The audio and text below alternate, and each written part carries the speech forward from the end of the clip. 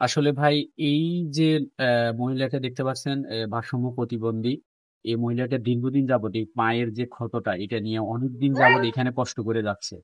তো কেউ আসলে ওইভাবে মানবিকভাবে আগে আসে নাই, কিন্তু এই যে সামাজিক সংগঠন, এই ছেলেরা, এরা কয়েকজন মানে এই রয়ে আসে আজকে এই কাজটা করতেছে।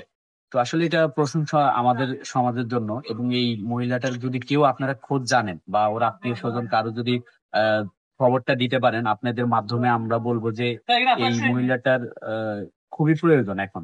মানে তার আত্মীয় স্বজন যদি খোঁজ থাকে আপনারা একটু একে ইয়ে করে দিবেন। পাগলিটা প্রায় এখানে আজকে 20 দিন পর্যন্ত। 20 দিনের ভিতরে আমরা এই খাওয়া দাওয়া করাচ্ছি, গোসল করাচ্ছি, ওষুধ খাওয়াচ্ছি সময় মতো।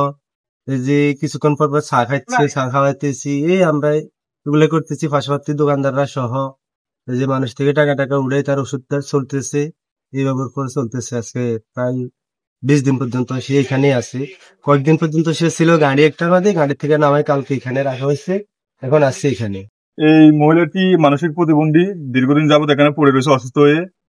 আমাদের এলাকার সামাজিক স্বেচ্ছাসেবী সংগঠনে কিছু সংখ্যক লোক এর দেখভাল করতেছে, সমস্ত ট্রিটমেন্ট করতেছে। যদি এর পারিবারিক কোনো খোঁজ পাওয়া যেত তাহলে অবশ্যই ও মহিলাটি শেষ সময় তার পরিবারের কাছে থাকতে পারতো।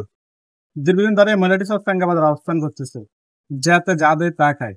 আমাদের হাতিয়া ব্লাড ফাউন্ডেশনের কিছু সদস্যরা দেখতে পেলে মহিলাটি এক জায়গায় ব্যথায় কাতরাচ্ছে, দেখার পর দেখতেছে এক পায়ে পোকা ধরছে।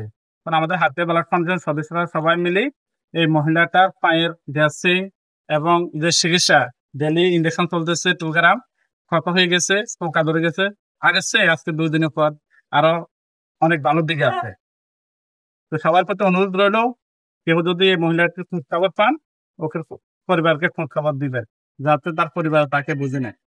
এটারে দোয়াই দেয়, পরিষ্কার করি, লেদা মেদা ফালাই দি, এটা দোয়াই দেয়, গা গোসল সামান টামন দি, গরম হানি দি, এটারে পরিষ্কার করে রাখি।